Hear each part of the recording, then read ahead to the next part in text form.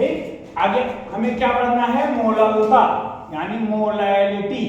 क्या पढ़ना है? मोलैलिटी, यानी जिसे हम प्रदर्शित करते हैं स्मॉल एम। ठीक, अभी तक जितने भी कंसंट्रेशन टर्म हम लोगों ने पढ़ा था, सांद्रता पद पढ़ा था, वो किसमें पढ़ा था? विलियन में पढ़ा था। किसमें पढ़ा था? विलियन में पढ़ा था। लेकिन जब मोललता पढ़ेंगे तो हम इसे किसमें पढ़ेंगे? विलायक में पढ़ेंगे। किसमें पढ़ेंगे? विलायक में। और विलायक के किसमें? 1 किलोग्राम में। क्या बोलेंगे हम? कि किसी भी विलायक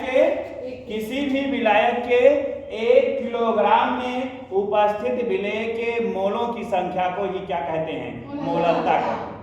क्या कहेंगे?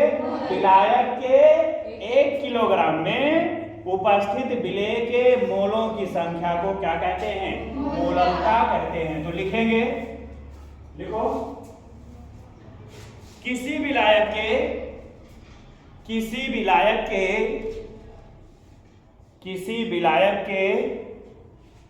1 किलोग्राम में उपस्थित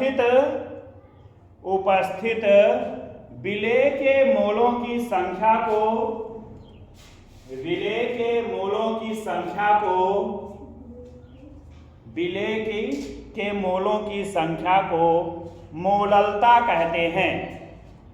मोललता कहते हैं। लिखेंगे, इसलिए मोललता बराबर क्या हो जाएगा? बताओ। विलेय के मोल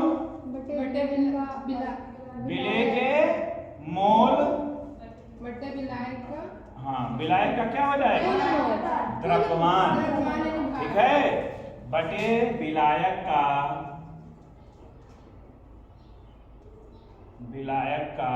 क्या हो जाएगा? द्रव्यमान। विलायक का द्रव्यमान लिख लो या भार लिख लो। ये किसमें होगा? हमेशा याद रखना, ये किलोग्राम में। ठीक है, यदि आप ग्राम में करोगे तो 1000 से क्या करना पड़ेगा? गुणा। ठीक है, ठीक। अब एक फार्मूला तो यही बन गया, यानी मोललता बराबर क्या हो गया? विलेय के मोल बटे विलायक का भार केजी में। अब चूंकि हमें पता है कि जो मोल होता है वो क्या होता है? मोल होता है भार बटे अणुभार। मोल क्या होता है? भार बटे अणुभार। ठीक है, तो हम क्या लिख सकते हैं? जहां पर विलेय के मोल है उसके स्थान पर क्या लिख सकते हैं? विलेय का भार बटे विलेय का अणुभार। तो यानी क्या लिखेंगे? मोललता बराबर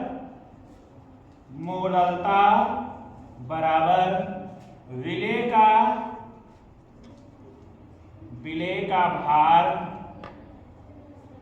और याद रहे कि जो विलेय का भार होगा ये हमेशा ग्राम में रहेगा। ये किसमें रहेगा?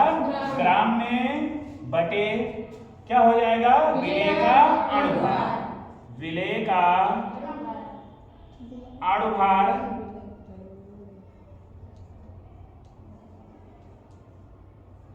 इंटू क्या हो जाएगा? बताओ। विलायक का भार। क्या हो जाएगा? विलायक का भार। और ये विलायक का भार किसमें होगा? केजी में। ठीक है, यानी हम लिख सकते हैं कि मोललता यानी स्मॉल m बराबर क्या हो जाएगा? बताओ। विलेय का भार यानी विलेय भार है तो W किसका है? विलेय को भी मान सकते हो तो W भी। विलेय का अणुभार यानी कैपिटल M, ठीक है, किसका है? विलेय का, तो क्या लिख सकते हैं? Mb गुणे विलायक का भार यानी W भार है तो W किसका है? विलायक। और विलायक को आप ये मान सकते हो W, ये किसमें है? ये केजी। ये रहेगा विलायक का भार केजी में, जबकि विलेय का भार किसमें रहेगा? ग्राम में। तो ये बन गया फार्मूला। क्या बन गया? फार्मूला। और हमेशा मात्रक क्या होगा?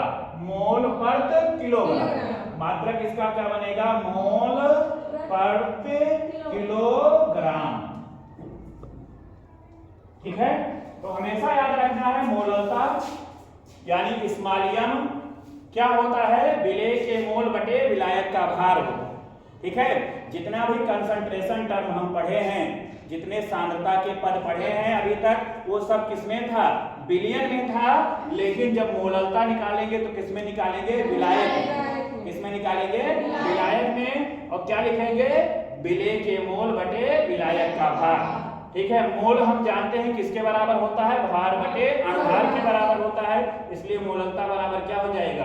विलेय का भार, ये भार किसमें रहेगा? ग्राम में, बटे विलेय का अणुभार इंटू विलायक का भार। और विलायक का भार किसमें रहेगा?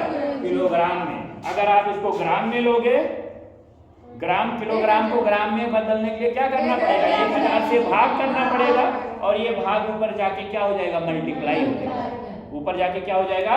मल्टीप्लाई हो जाएगा। हमने कहा मोललता को किससे लिखा जाता है? स्मॉल एम से। और विलेय के भार को किससे लिखेंगे? WD से। ये भार किसमें होना चाहिए? ग्राम में। ठीक है। और विलेय का अणुभार क्या है? MB। और गुणे क्या होगा? विलायक का भार क्या है? WA। केजी। मात्रक क्या बनेगा? मोल पर किलोग्राम।